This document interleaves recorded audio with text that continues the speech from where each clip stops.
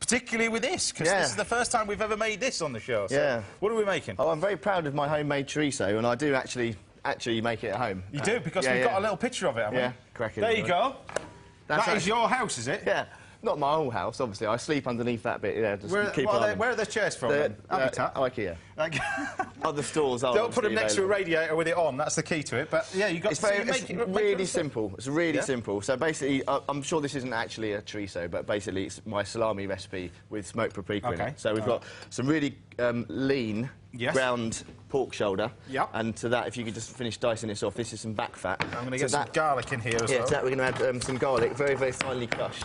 And then we've got this smoked paprika, which obviously gives it that chorizo kind of flavour to it. Fennel seeds, black peppercorns, but most importantly, the salt. Now, the salt, the amount of salt that goes in here that does the curing for you and essentially cooks the meat. Because this hangs for a month, but it's actually not cooked. It's completely raw, but the salt draws all the moisture out and essentially sort of cooks that. So, in theory, if you were to just not put the paprika in, you would end up almost like a salami, like a Milano, really. Well, exactly. That's basically what I started doing. I started, you know, making the salami, and then I just added, instead of adding sort of, you know, ordinary paprika, I put in the smoked paprika, and I put in a lot more of it, and that's basically what came out was the chorizo. Which is your picante sort of stuff, the exactly, smoky, spicy sweet, sort of stuff. Smoky, yeah. So it's basically 25, without being too boring, it's 25 grams of salt per kilo of meat, okay? And that's enough to cure. And a little splash of red wine in there as well, that just gives it some, like a bit of a nice darker colour. Now this is a good bit, this is the fun bit here. Now you want me to peel it? Yeah, if you could just peel those, because obviously after I've made this, I'm going to then, brought one from home with me, brought one I made earlier, that's actually a two-monther. Too much time on your hands, that's what it is. Well, no, this is all, you know... No, it's great, though. This is all developer recipes for my new book, James, which is coming out September 2011. Continuous link. Well, I've got almost a year to keep plugging it, so it's quite good. I thought I'd get him now. But, so that's what I'm really doing at home quite a bit, is just developing sort of recipes for that, really, so... Obviously, I didn't invent chorizo, but this is my take on it. So you want to get that really mixed beautifully in there, because you want to make sure all that seasoning goes completely through all the meat. Then I just need to get into this. See, you got your cars, James. I'm not really in the position to buy fast cars anymore, but now I have fast sausage makers instead. You went on the internet about this, bought this, didn't you? I did, yeah. Which sounds... See, I got on the internet about a steering wheel. You get a sausage machine. Well, my local... Where on earth do you get this from? Well, my local butcher, Mike, from Dring's Butchers in Greenwich, he lent me very kindly his sausage machine, and it was about the same size as my kitchen. So, you know, and I didn't want a mechanical one, obviously doing it by hand. Just get that out to there. So I went online, just Googled sausage makers, and then lo and behold, this one came up. But I had to get it from America, bizarrely enough. So, yeah, maybe there's a market, James, we can go into it. There you go. Supply and demand, yeah? We'll see how they turn out, anyway. Yeah, well. So these are the skins. These are natural skins. You've got to use the natural casings. Because it allows the... just need a little knife there, please. It allows the air to breathe through. And you need to get the air in to dry it, because obviously you put this in a cool place with plenty of airflow. So it's natural skins for, like, dry salamis and exactly, yeah, all natural skins. Well, it's always best to use natural stuff anyway, really, isn't it? But so, roll that on there. We'll only make one. This mix is enough to make about 3 or 4 good-sized chorizos, but you can make them kind of as long or short or thick or thin as you want to, really. Just borrow that knife again, please, James. There you go. That's fine, that's all right. That's fine. So we just tie the end off of that. This is, after a bit of practice, you'll see how actually really easy this is. So we'll just get that. Can you just hold that for me, please, James? Yeah, and chop this at the same time. There's no rush, lad. Right. So there, you see that's coming out nicely. So you kind of want the right amount of pressure to fill up the skin. Isn't life too short to do this? So. And the key thing is, as well, that as soon as you've mixed your mix, get it made. Because if you leave it, the salt will start working on it, and it will toughen up straight away, so you will make it really, really hard to sort of pipe out. So the difference between this and obviously normal sausages is the amount, well... There's a huge amount of salt in there. Fat in there, but mainly salt. Yeah, exactly, and how you store it as well, obviously you just hang it up. It needs to be outside. If you've got a garden shed, just drill a few holes in there or put in a ventilation or something like that. It's absolutely perfect for that. So we've got that. So then the next thing, which is really important, is the cocktail stick. Right. Cocktail stick. OK, fine. We'll use a little knife. So we get that. So basically, You've got to prick it all over. And that, what that does, it gets rid of any of the air bubbles in there. Right. And the cocktail stick's perfect for that, just tiny little holes. And then basically, as the salt and everything starts curing, and the meat kind of shrinks away, the skins will sort of enclose around that. So if you could just tie that up a little bit of string, James, and then hang it up on the back there. We've got our own Saturday Kitchen chorizo store up the back. Oh, we've done one there. I'll just wash my hands quickly. There you go.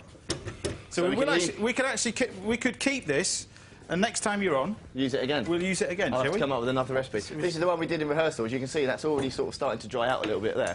But this is it. This is my baby. I'm really proud of this. This is my other baby. My other baby at home, Ivy. Which one? Hello.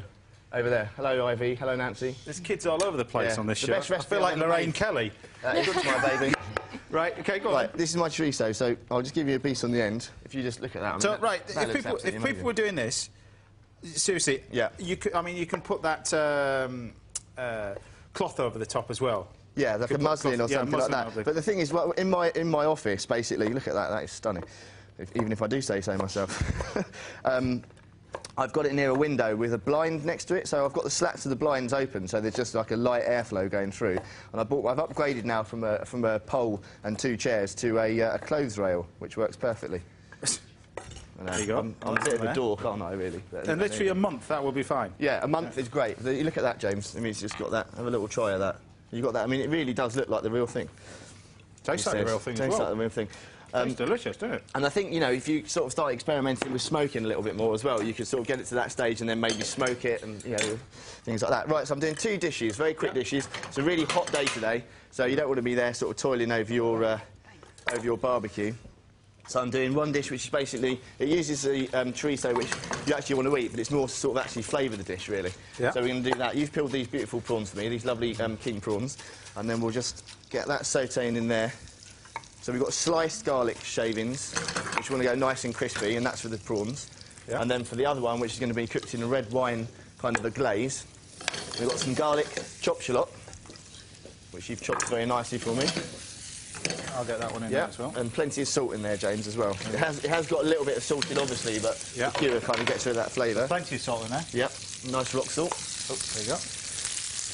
Don't lose any of that. It took me 2 months to make that. Yeah. OK, so we want to just get that a little sort of sauté off. Don't forget, you can eat this raw, as you know. Yeah. So just a little bit of black pepper in there.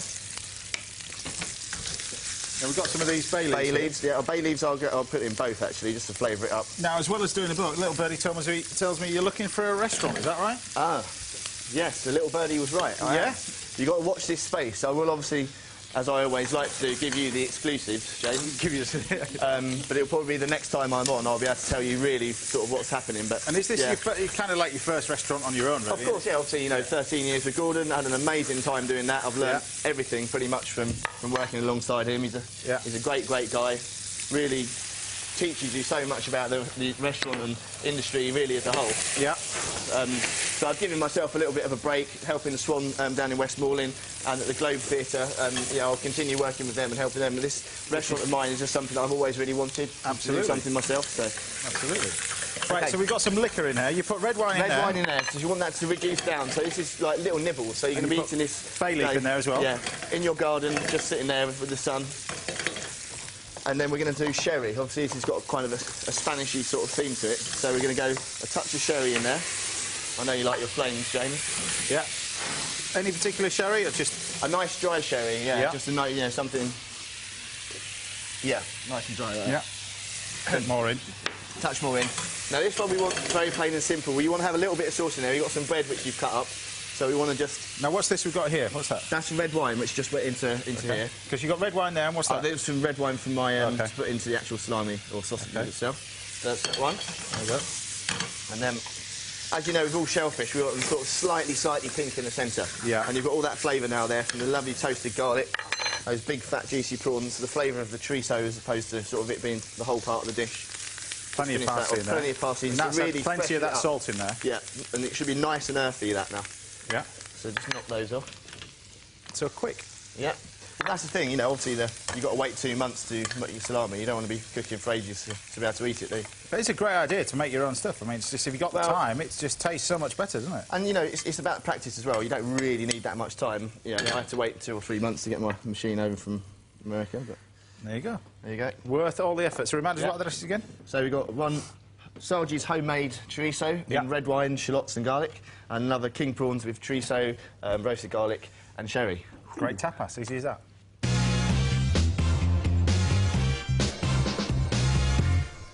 There you go, right. Well, it looks, I have to say, particularly those prawns, I quite like the look of those things. Dive into that. Well, if you like lobster, I'm sure you like this one. Yeah. In fact, chorizo and Parma ham were my second and third choice. Are they? Oh, what, there you go. What, for food hell? Yeah, food yeah. But great little tapas things as well. Other things you could add to it, I suppose you could add... If you wanted great with squid, of course. I know you don't like squid. I don't really either, but no, exactly. Chorizo with squid is But throwing some cherry tomatoes in there to make it a little bit bulkier, you know, to sort of do that. Be really good. But on a day like today, you know, you don't want to be sitting over a hot barbecue, you know, just do a couple of those dishes and sit out in your garden or patio. Happy with that? Very happy with that. And actually, I do... Squid I've only had done nicely once or twice. I don't hate squid, it's just that it's always really rubbery in restaurants. Yeah, well, there you go. We'll have to... well, let's go back to Petersfield, see what Peter Richards has chosen to go with Mark's top tapas.